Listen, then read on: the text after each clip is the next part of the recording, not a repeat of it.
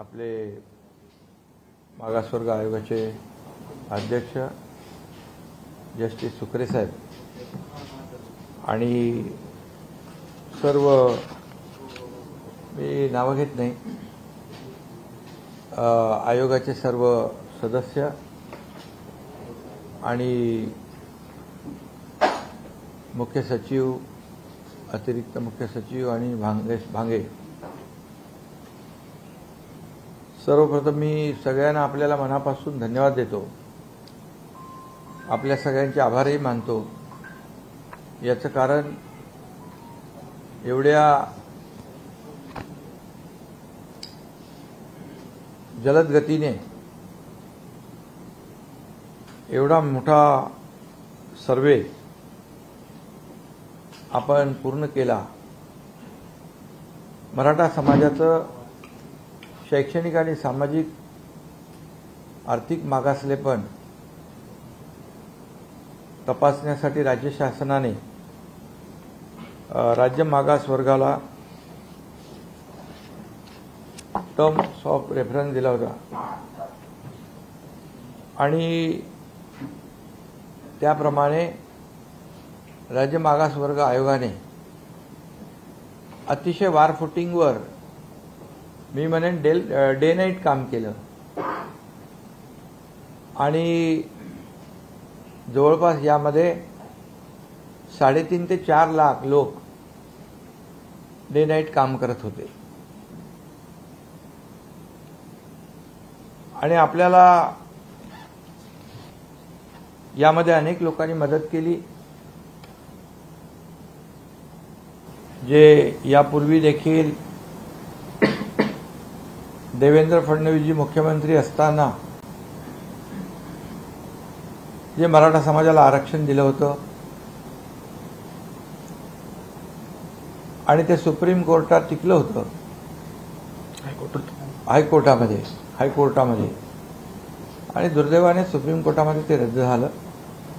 पण हायकोर्टामध्ये जे आणि मराठा समाजाला आरक्षण देण्यासंदर्भात ज्यांनी त्यावेळेस सहकार्य केलं होतं या सगळ्यांची मदत आपल्याला या कामामध्ये मिळाली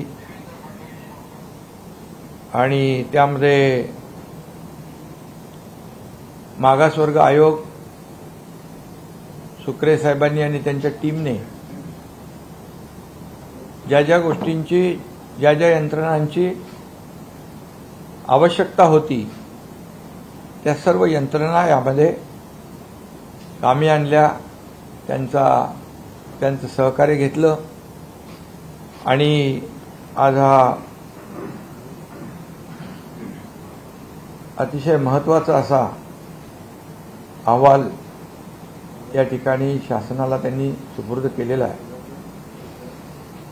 सदर अहवाल मंत्रिमंडळाच्या बैठकीमध्ये ठेवला जाईल आणि त्यामध्ये सादर करून शासन निर्णय घेईल आणि त्यासाठी विशेष अधिवेशन 20 फेब्रुवारीला आपण जाहीर केलेला आहे. त्या अधिवेशनामध्ये या बाबतीमध्ये चर्चा होईल. या कामामध्ये जिल्हाधिकारी, विभागीय आयुक्त, मनपा आयुक्त आणि त्यांची सगळी टीम ही काम करत होती आणि जवळपास 2.25 कोटींपेक्षा जास्त कुटुंबांचं सर्वेक्षण यामध्ये करण्यात आलं.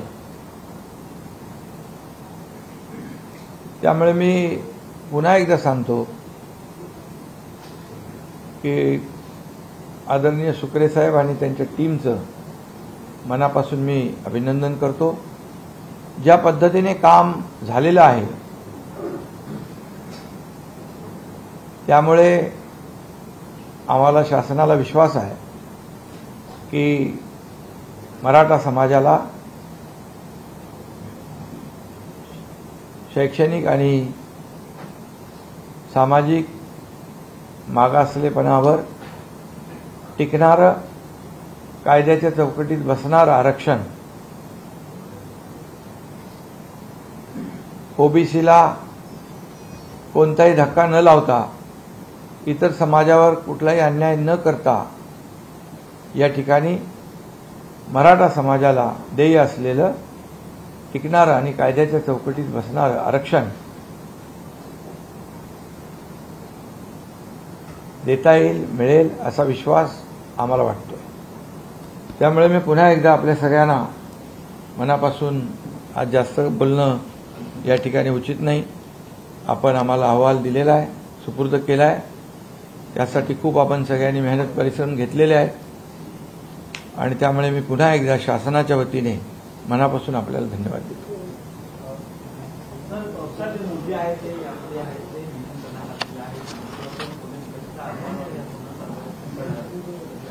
काय ते आता आयोग अहवाल आमच्याकडे आलाय. अहवाल आता आम्ही मंत्रिमंडळाच्या बैठकीत ठेवू. त्यानंतर याच्यामध्ये सगळ्या गोष्टी स्पष्ट होतील. मराठा समाजाला आरक्षण मिळाल्यानंतर जे आता ओबीसी मध्ये काही मराठा समाजाची लोक म्हणजे कुटुंब आहेत ते ओबीसी मध्ये गेलेले आहेत.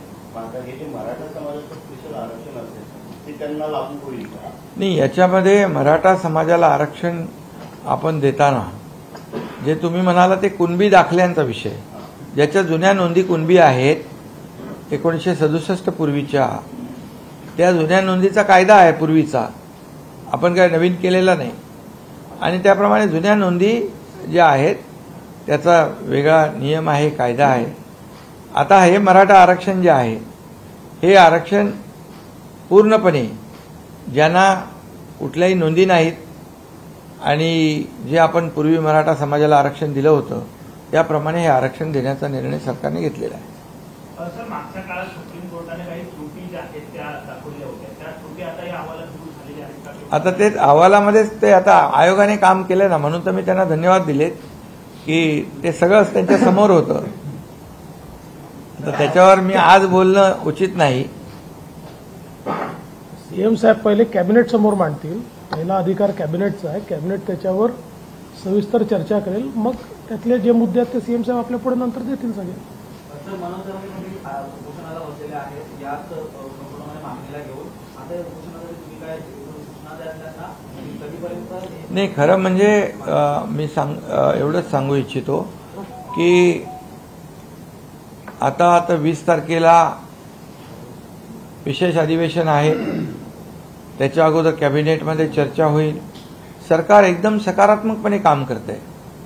सरकारची भूमिका स्पष्ट आहे आणि सरकारची भूमिका पहिल्या दिवसापासून अतिशय स्पष्ट आहे की मराठा समाजाला टिकणारं कायद्याच्या चौकटीत बसणारं आरक्षण मिळालं पाहिजे.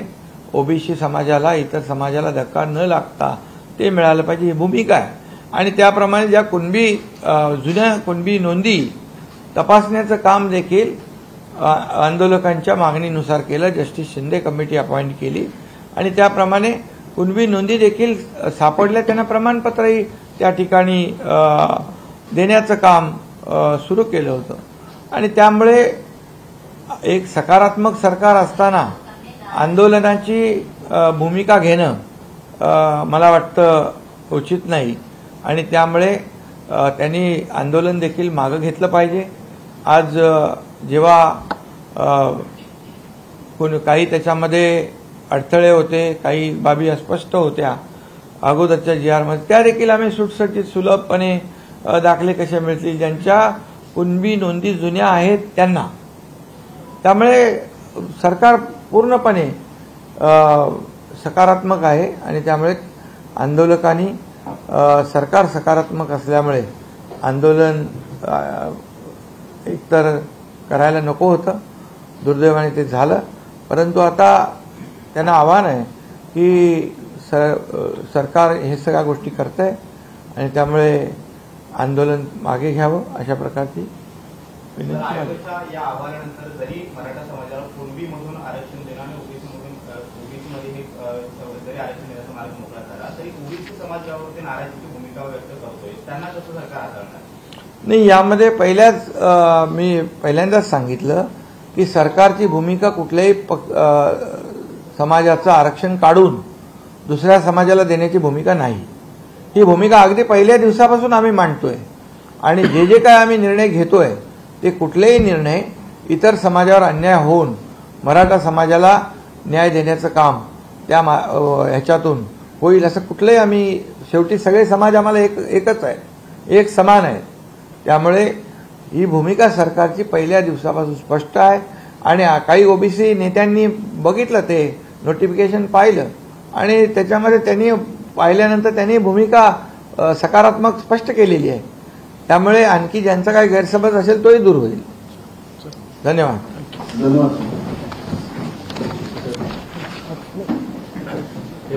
Chief secretary